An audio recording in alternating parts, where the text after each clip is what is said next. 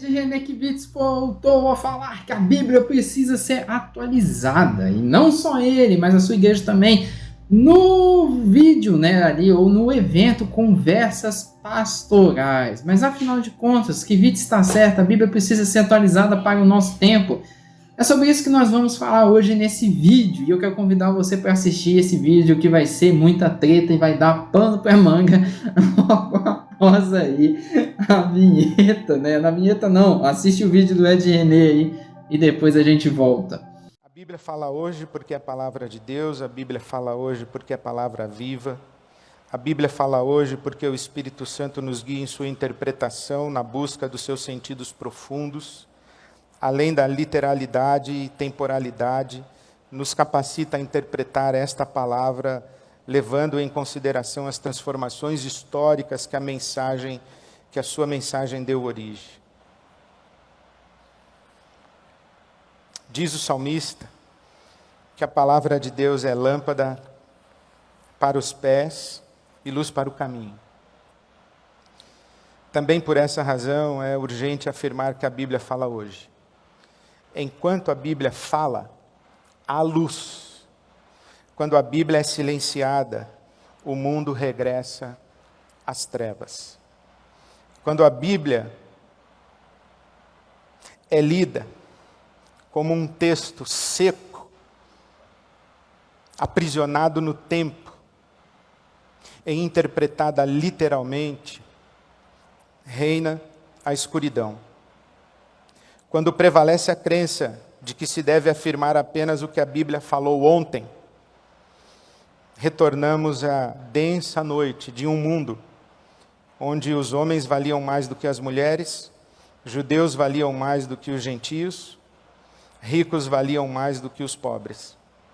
A mera repetição do que a Bíblia falou ontem perpetua pecados como racismo, sexismo e xenofobia. A Bíblia fala hoje.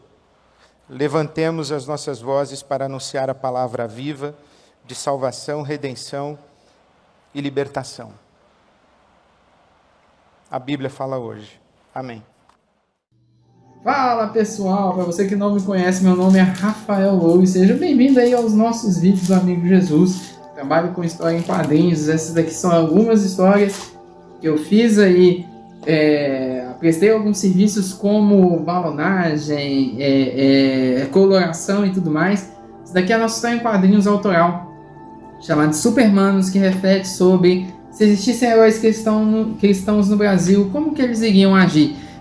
Eu quero convidar você a seguir as nossas redes sociais. Trabalho com história em quadrinhos e não só isso também. Já aí estudei teologia, formei em teologia, sirvo na minha igreja lá com os jovens e hoje eu quero conversar sobre esse assunto aqui, né? Que é o do Ed Renekiewicz. Vocês acabaram de ver o vídeo dele aí, na qual ele fala sobre a questão da Bíblia. Ele continua batendo na tecla sobre essa questão que a Bíblia ela tem que ser atualizada, ou se ela é interpretada a pé da risca, ela é preconceituosa e tudo mais, mas afinal de contas é isso mesmo, né? É essa questão mesmo. A primeira coisa que a gente precisa entender e que eu quero questionar é o seguinte: se não é a Bíblia a autoridade, quem de fato é a autoridade? Já vem de um tempo que o Ed está com esse papinho de atualizar a Bíblia, mas se não é a Bíblia que define as crenças, os dogmas dos cristãos, quem que é? Primeiro, é a própria igreja do Ed, e aí a igreja do Ed vai funcionar tipo a igreja católica, com as tradições que definem ali, a tradição da igreja que define o que é. É o próprio Ed Renekiewicz que define o que de fato a Bíblia, como que a Bíblia deve ser interpretada. Se é ele, então ele é um papa da igreja brasileira, ou é a nossa geração, que é uma geração aí tão caída, cheia de defeitos, que fala que é tolerante, mas que é no fundo totalmente intolerante, não consegue nem arrumar a cama direito. É eles que vão definir o que de fato a gente deve crer na Bíblia ou não, porque se não há Bíblia, há vazão para qualquer interpretação e para qualquer tipo de cristianismo. Se não tem Bíblia, gente, eu posso interpretar o que quiser. Se não tem Bíblia, eu posso pegar e eu posso falar o que quiser da Bíblia e inclusive definir qual parte que eu quero que seja para hoje e qual parte que eu não quero que seja para hoje. Inclusive, eu posso até mesmo pegar e definir que a parte que eu tenho que amar meu próximo não é para hoje, porque afinal de contas, quem que define que é? Porque afinal de contas eles partem desse pressuposto do amor, é porque hoje o pessoal gosta muito de falar do amor pelo amor. Então eles pegam essa parte e falam, não, essa parte aqui é canônica. E aí, eu posso também tentar tirar, inclusive porque a parte que fala amar o próximo como você mesmo, primariamente ela é lá do Pentateuco, onde o próprio Deus fala isso, não é Jesus que fala isso primeiro, não. E aí?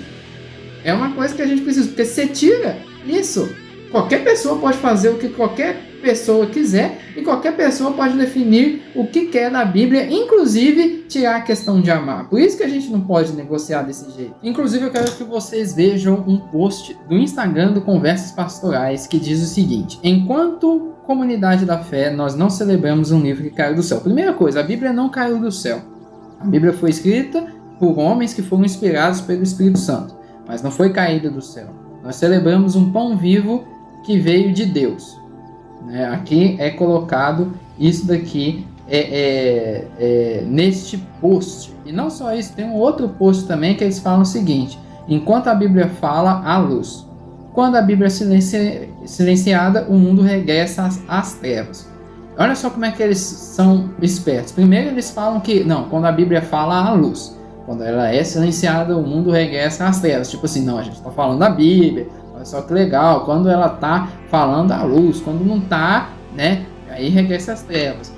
Aí é uma coisa certa, se tá falando da Bíblia, então de fato a Bíblia mostra a luz porque ela mostra Jesus. Só que aí que vem a marretada depois, ou a marretada depois que eles colocam: quando a Bíblia é lida com contexto seco, aprisionado no tempo e interpretada literalmente, reina a escuridão.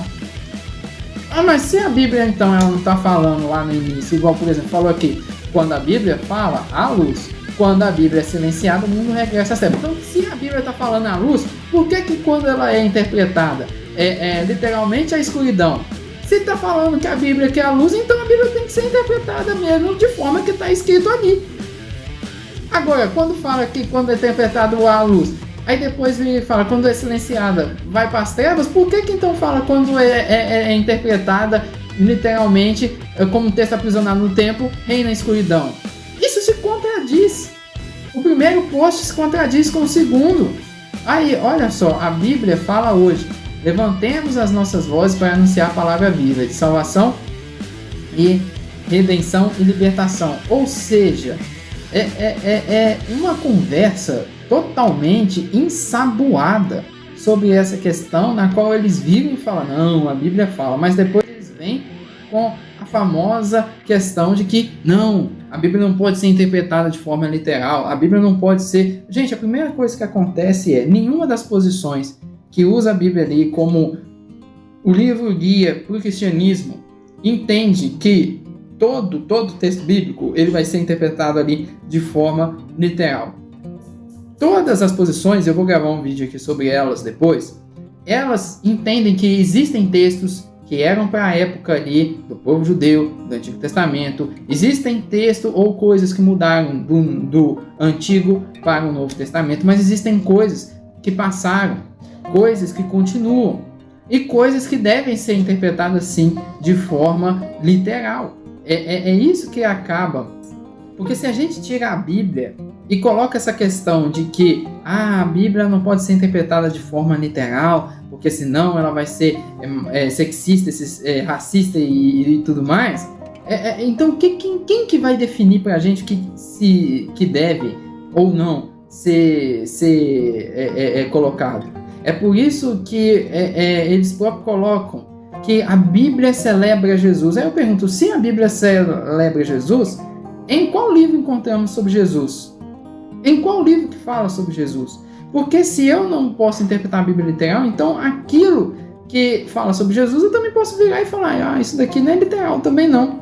Mas a gente tem uma questão que a gente pode salientar, que é o seguinte, que o próprio Jesus desmente eles, quando Jesus diz o seguinte: Jesus, porém, respondendo, disse-lhes, errais, não conhecendo as Escrituras, nem o poder de Deus. As Escrituras que Jesus está falando aqui é o Antigo Testamento. E ele reconhece as Escrituras como as Escrituras vindas de Deus nesse texto. A segunda coisa, João 10, de 33 a 38, fala o seguinte: Jesus respondeu: as próprias escrituras de vocês afirmam que Deus disse a certos líderes do povo: eu digo, vocês são deuses. E vocês sabem que as escrituras não podem ser alteradas. Portanto, se aqueles que recebem a mensagem de Deus foram chamados de deuses, por que vocês consideram blasfêmias quando eu digo eu sou filho de Deus? Afinal, o Pai me consagrou e me enviou ao mundo. Não creiam em mim se não realizo as obras de meu Pai. Mas se a realizo, creiam na prova, que são as obras. Mesmo que não creiam em mim, então vocês saberão e entenderão que o Pai está em mim e eu estou no Pai. O próprio Jesus reconhece que as escrituras não podem ser alteradas aqui. E ele está fazendo referência ao Velho Testamento. 2 textos ele fazendo referência aos Velhos Testamentos. Um, ele reconhece que o Velho Testamento é a palavra de Deus. O outro, ele reconhece que não pode ser alterado. Então, uma das coisas que a gente precisa entender é que o próprio Jesus desmente eles. Jesus, em todo momento que esteve aqui, validou as escrituras. E em nenhum momento ele deixou de colocá-las como uma palavra de Deus. E afinal de contas, interpretar a Bíblia de forma literal vai ser uma coisa racista, sexista e misógina. Automaticamente, quando o Ed René fala isso, ele fala que a Bíblia ela é racista, que ela é sexista e ela é misógina. E isso é um absurdo. A primeira coisa que a gente precisa entender, que ele fala lá, a Bíblia valoriza mais o homem que a mulher. Então por que a Bíblia tem um capítulo inteiro só para a mulher, que é Provérbios 31? 2. Por que foram as mulheres as primeiras a verem Jesus ressurreto e foi o próprio Jesus que pediu para elas falarem com os discípulos? 3. Por que Paulo fala que o homem deve se entregar pela sua esposa a ponto de morrer por ela se eles tiverem algum risco de vida? Então como é que é algo que valoriza mais o homem que a mulher? Outra coisa que ele fala, que não valoriza o estrangeiro. A Bíblia manda cuidar do pobre, do estrangeiro e da viúva. É uma coisa que inclusive está no Velho Testamento, cuidar do pobre, do estrangeiro e da viúva. Então é outro argumento falho. E outra, fala ali sobre a questão racista. A Bíblia fala que Jesus morreu por todos os povos. E não só isso, Jesus ele reconheceu pessoas que eram ali, sofreram preconceito, como os próprios samaritanos. Mas a gente vê no próprio livro de Atos, pessoas da África aceitando Jesus. E não só isso, na história a gente sabe que o cristianismo no início cresceu muito na África. Um exemplo que a gente tem é o próprio Santo Agostinho, que era da África também. A gente tem um exemplo da igreja copta, fundada pelo João Marcos, que também está na África. A gente tem o etíope ali, que era da rainha de Candace, na qual Filipe pregou que era etíope é da onde, gente? É da Etiópia. Então, virar e falar que a Bíblia ela é racista, sem contar que se a gente for pegar o relato de Jesus em Apocalipse, fala que o pé dele é como latão de bronze reluzente.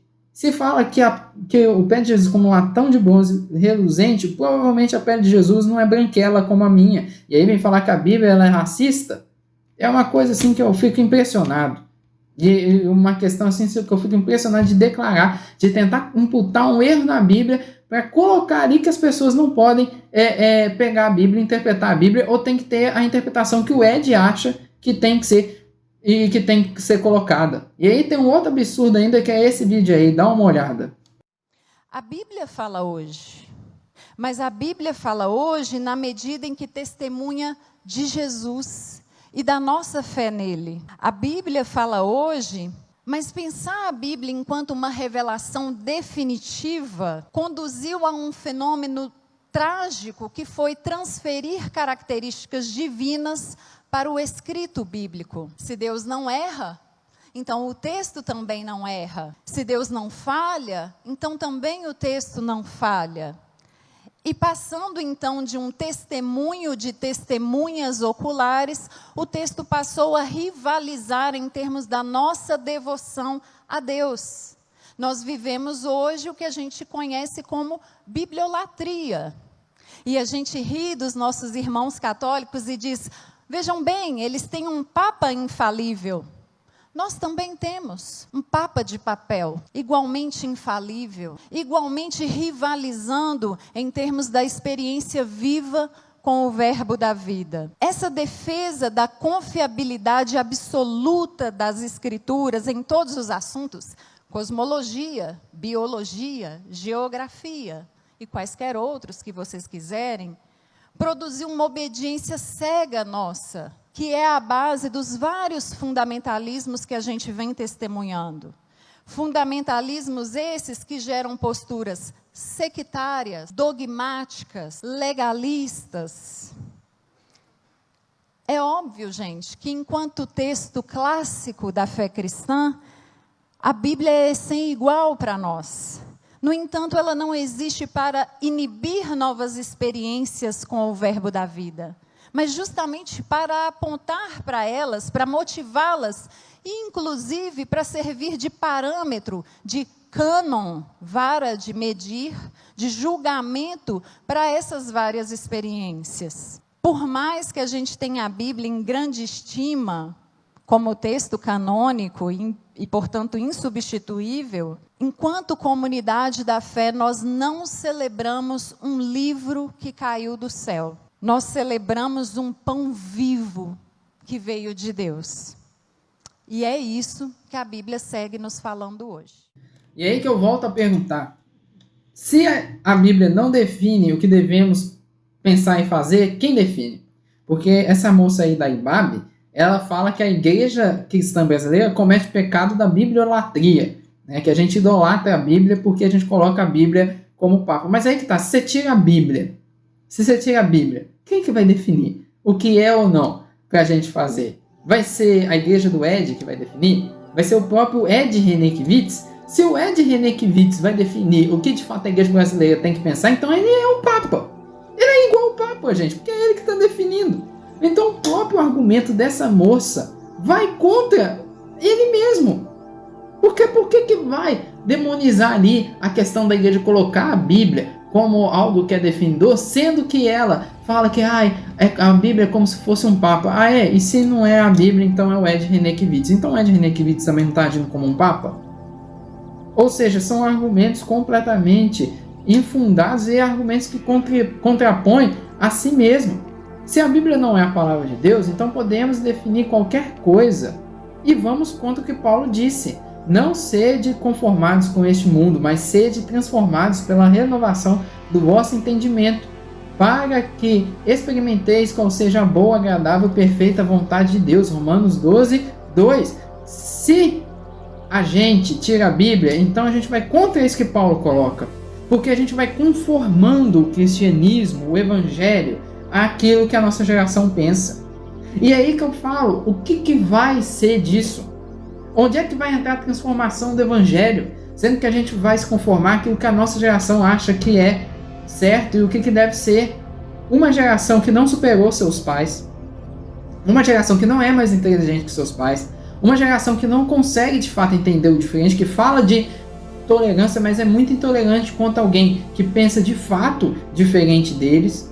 Uma geração que é extremamente egoísta, só pensa em si, não está preocupado com os outros, e aí vem e fala que essa geração, ela vai ter que, a gente que vai ter que adaptar essa geração, não é essa geração de gente que é tudo egoísta, que vai mudar de acordo com a Bíblia. É isso que tem que acontecer, a Bíblia que tem que adaptar essa geração. E aí a gente vai contra o que o Paulo fala, porque ao invés da gente não conformar com o mundo, a gente que vai se conformar ao mundo, vai que o mundo aceite o cristianismo. Mas que cristianismo é esse então, gente? Entendeu? Que cristianismo é esse? Que se conforma com essas questões todas aí? Então não é cristianismo, gente, é uma filosofia. Infelizmente eu vejo que o Ed está caminhando para uma teologia que é a teologia que é muito liberal. E essa teologia liberal ela é perigosa, porque ela começa questionando algumas questões da Bíblia, depois ela passa a questionar a Bíblia, depois que ela começa a questionar a Bíblia, ela já começa a falar que algumas coisas na Bíblia precisam ser atualizadas, depois que ela fala que algumas coisas precisam ser atualizadas, ela começa a descrer em coisas que aconteceram na Bíblia, então não acredita mais em milagre, não acredita mais em passagens como do Mar Vermelho e de Jonas, e de Adão e Eva, e de tantas outras passagens, até que chega o ponto dela começar a negar a historicidade de Jesus, e não só a historicidade de Jesus, a própria ressurreição de Jesus. E aí um passo para o agnosticismo e para o ateísmo é um só. Então tem que tomar muito cuidado com isso, porque vai andando até chegar ali no ateísmo e no agnosticismo. E o Ed está cada vez mais proclamando isso, e muitas das vezes pessoas que têm ali a mente que gosta, não é uma mente, a mente maleável, para uma pessoa que fala bem como o Ed, ele vai pegando e vai seduzindo as pessoas e falando que a Bíblia ali ela não é a palavra de Deus. Isso é muito triste, e conduzindo as pessoas até mesmo no ceticismo e acreditar no cristianismo que não é cristianismo, né? E eu vou continuar falando sobre esse assunto, e no próximo vídeo eu vou comentar sobre esse absurdo que o Ed falou. Confere aí para você ver. Quer um exemplo simples? O apóstolo Paulo recomenda que os presbíteros devem ser maridos de uma só mulher, sugerindo que quem não postula a função presbiterial pode ter mais de uma mulher. Isso vale ainda hoje? Eu posso chegar na IBAB e dizer assim: irmãos, aqui na IBAB, quem quer ser presbítero tem que ser marido de uma só mulher. E levanta um gaiato e diz: pastor, mas eu não quero ser presbítero. Fala: irmão, então... E é por isso que, depois de você ver esse vídeo, eu quero convidar você a ser membro do nosso canal, que a gente vai comentar esse absurdo que o Ed Renekiewicz falou, e os membros que tenham acesso aí a partir de R$ 3,99 vai receber esse vídeo antes. É óbvio, ele vai sair para todo mundo depois, mas o membro aí, ele vai receber esse vídeo antes, e não só isso, ele vai receber também muitas outras coisas aí legais, que é só para membros e tudo mais. E uma outra coisa que eu quero falar com você é para você relembrar de ler as nossas histórias em quadrinhos. Supermanos, se existisse aí cristãos no Brasil, como é que seria? Os Supermanos estão voltando a fazer missão agora, e a gente tem a história em quadrinhos da Warrior, que é uma super heroína que tem poder de ir para qualquer lugar do mundo e qualquer lugar do espaço-tempo através de portais. Se você pudesse voltar no tempo, para onde você voltaria? Descubra para onde a Warrior foi, lendo a história dela, uma história muito curtinha, digital, 3 páginas só, tá lá no streaming da Comics GR. E eu também quero convidar você a comentar o que você acha dessa questão, o que você acha disso. Deixe seu comentário aqui, se inscreva no canal para você ver o próximo vídeo e assista outros vídeos aqui do nosso canal também, e não deixe de deixar o like. Muito obrigado pela sua audiência e até a próxima.